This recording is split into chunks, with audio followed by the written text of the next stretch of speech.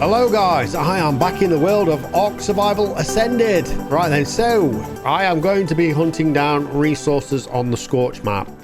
So it's the same as ASE, but some of the resources have kind of changed location. They are not as abundant in areas and they have just changed it a little bit. So the map is exactly the same, but the resources have been jigged about a bit, and we'll soon find out in a bit anyway. Right, so one of the resources I've got is tree sap. Now, you get them from these kind of looking trees, but you don't get that much. So these are like the Joshua tree types, and you get, obviously you get thatch and wood, but you get tree sap, but it is quite hard to get hold of. In fact, we've just destroyed them and we haven't got any, but it is in there. It is a resource that is farmable. You're probably better off on a dino, but that is one of the resources. So we don't have the big trees no more. It's just these kind of things. Early game, you're not going to have a chainsaw. I do have a chainsaw in my inventory. Oh hey, so I'm going to try avoiding using that. But we are going to look around the map at resources because they are kind of different. There we go. We got some tree sap. We got some tree sap, but only a small bit. So the recipes are not that strong for tree sap. But there we go. There's another two as I'm getting mauled by a raptor. Right. Let's begin the journey. So the basic resource we want to cover first off, obviously, is water. Right, so Scorched is known for not having water or very much, and I need a drink. So the quickest way to get a drink is cactus. So these guys, you'll need a pick, and if you just go up to a cactus and then start chopping at it, and you'll notice my water level is rising. It's only rising slowly, but it is rising. So there we go. So that is one way of getting your water level up. Another way is obviously to eat the cactus. But it is a resource. It's a craftable resource. But in a pinch, it will get your water back up to good levels. If you're out in the desert, in a pinch, you can have one of these guys. It's a water jug. They give you a little bit of water. The bigger the butt, the more water it's got in it. But you can drink the water and then they'll just fly away. There is an oil variant as well. So these guys contain oil. We got 4 oil from that one, and that is it. So they're good to have early game resources. Sometimes in the desert you will come across these like water veins, another good resource. You can put a well on them and it will slowly accumulate water, or you can just drink from them straight away. Handy if you're out and about. So some of the resources have moved. On ASE, we used to get metal on the floor around this area, 66.8 by 49.9. The metal, I mean, I used to have my base there, and it used to be just a short trip up here, and there was metal nodes around all this area, but they have moved the metal nodes. There are no metal nodes around here on this level anyway, so now the metal is up here. They've moved it up, it's higher. So there's only like 1, 2, there's some over here as well. So it looks like all the metal's been moved up higher. There is no metal down on the floor.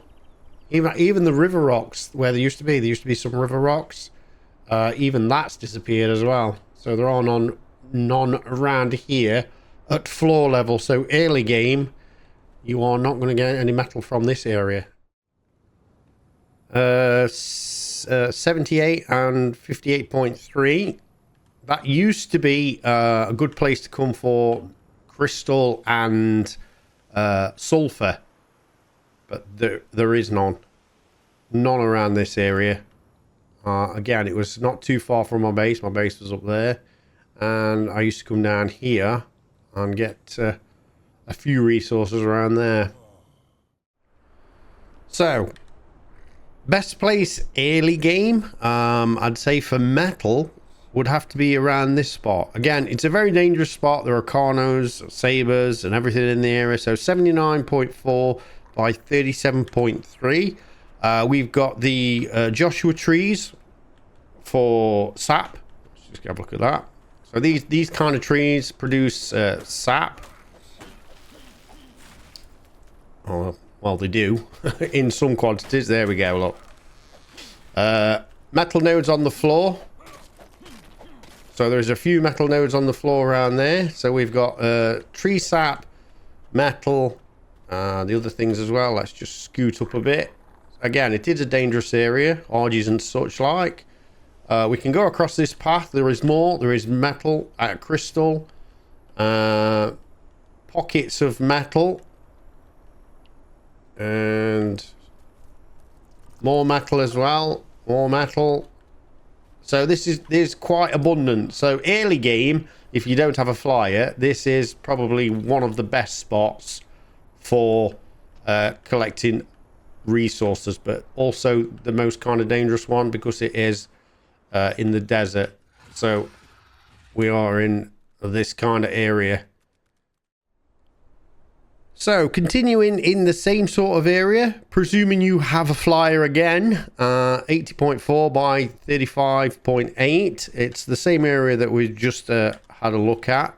So that is the ground level where you can get all your metal from that little road that way. And there's the Joshua trees for your tree sap. This area is basically rich in obsidian and metal again. So all across these, all the way down. The obsidian and metal is insane in this area. It's so rich. But again, you're going to need an RG, a decent flyer, or something to get up to these kind of heights. All the way down. Just be mindful that you are close to the Wyvern Trench over that side. But once you've got your flyer, you need to be setting up this kind of area for metal resource. Okay, so we've got one little pocket of metal and sulfur at 35.7 and 55.6, around that kind of area. There is like a little piece up here at the top of the mountain, and it's got metal nodes quite bunched up together, and all around this area. This is about the richest area I've found so far. Metal nodes and sulfur are all around this area. So that is that one. That's about the richest area so far for metal. 71.8 by 66.8 on this area. So on top of here we have metal, obsidian, and it's basically on all the peaks here. Crystal, obsidian, crystal, obsidian, quite a lot of that, all on those. And then going across to the next one, same again. Obsidian and crystal, an absolute ton of it.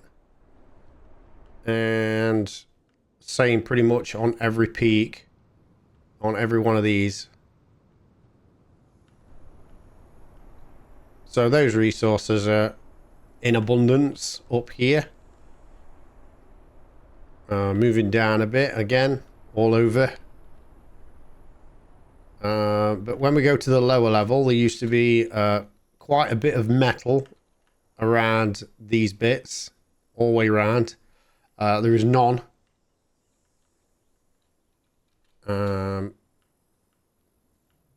River rocks.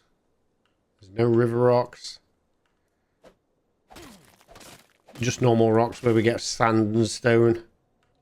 There used to be river rocks in this area, at least, that you used to be able to farm for some easy metal. They're not there.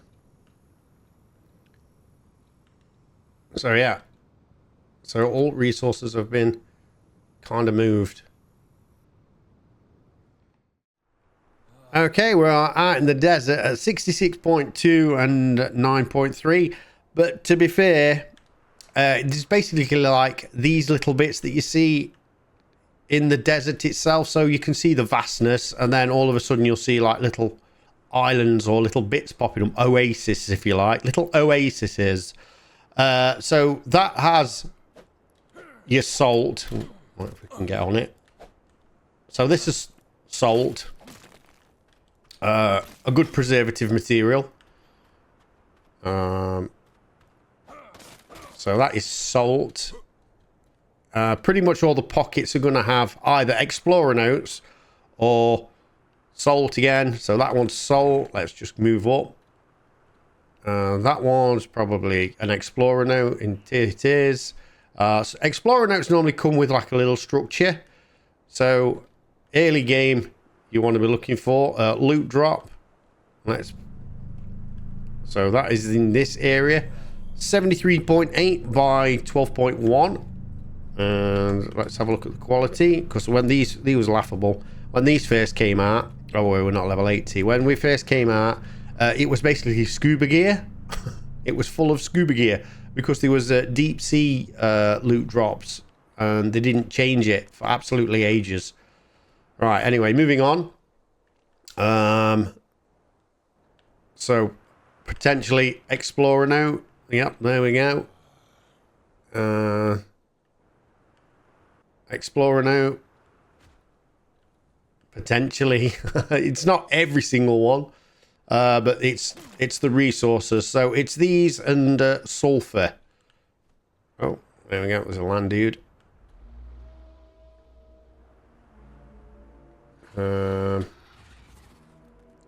Explorer note. Yeah, explorer notes tend to have just like the little structures in. You're not guaranteed of getting every single like salt on everyone as well. We'll just when I come back, I'll try and find some sulfur. 80.2 by 89.2. There is a little oasis, and that contains sulfur rock. So that's what sulfur looks like. It's quite a bit. And also there is salt as well. So bones, dino bones, you can get your salt from those as well. The bones that are like lying down everywhere, like these kind of things. So that is that little oasis. So we've got 59.6 by 84. So this area has metal on the floor, but it is also thylacolea country. So thylacoleas are basically everywhere around here.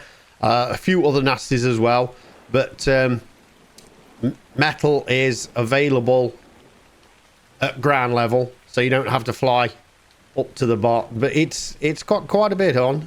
So if you go up and around the edges as well, there is some there. Also, there are oil nodes over this way. It's not really early game because you need to be like level 60. By that time, hopefully you've got an orgy. But oil derricks, put one of them on there, and that will get you your oil. So there are 1-2 oil nodes, and a few more around the other side. A few bones around for your salt. It's not too bad, this area. You can always tell an area when it's not too bad because you've got herbivores in the area as well. But yeah, thylacoleas you do have to watch out for. Raptors as well, and carnos. Raptors and carnos around this area. But it is quite rich with a smattering of early game materials and more advanced with your oils. So 37.5 by 69.1.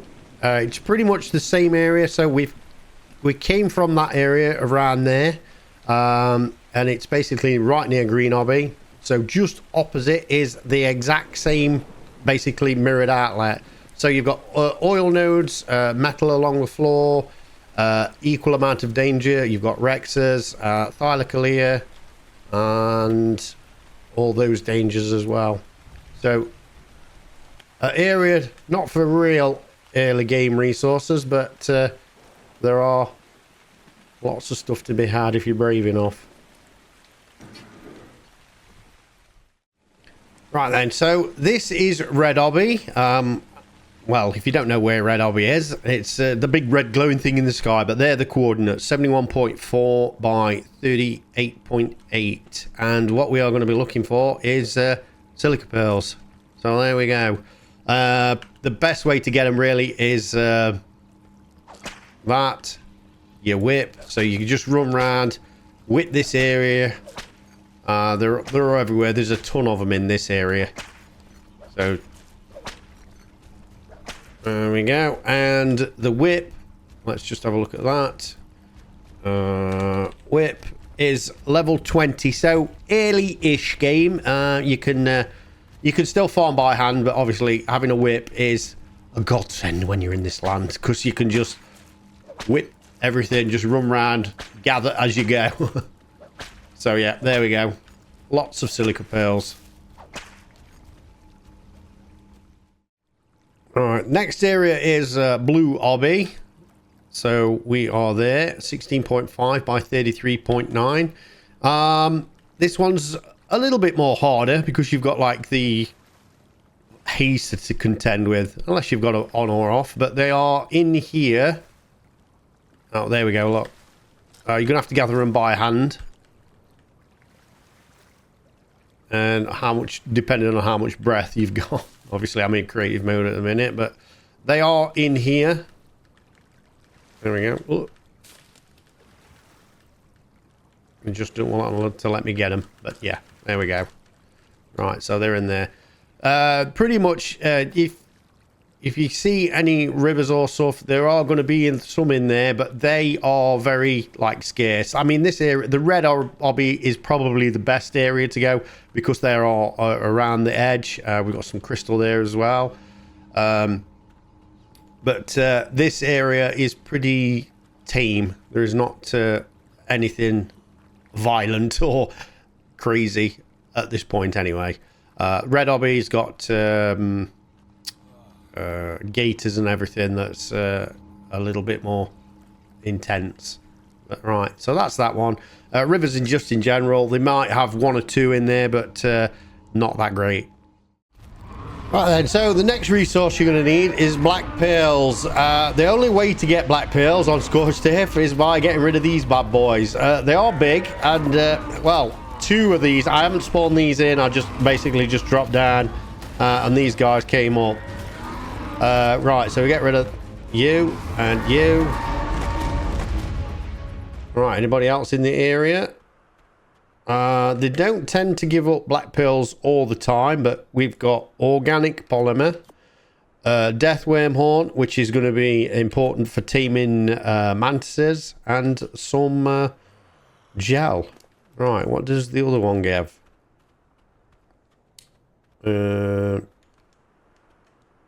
Wait, do we access you? There we go. So black pearls, again, not a great amount, but it's the horn that is important as well, because you're going to need that to tame the mantises, and you can harvest these guys up as well. So we get keratin. Best way to do it is with a chainsaw, but if you're early game, that's the thing. And these guys will only come out if you're on the ground. So if you're on a flyer looking for them, you will be out of luck. So you need a ground mount, and you need to be on the ground in order for these guys to pop out. Right, we'll get some mantises are easy, and again, death worms, it is random as well, so they're hard to find. I literally found two at the same time, but normally they are hard to find in the desert itself. You can kind of see on a flyer. If you're flying above, you get like a little bit of a glitch. I don't know if I can invoke one. There won't be one around here anyway, because I've just killed 2.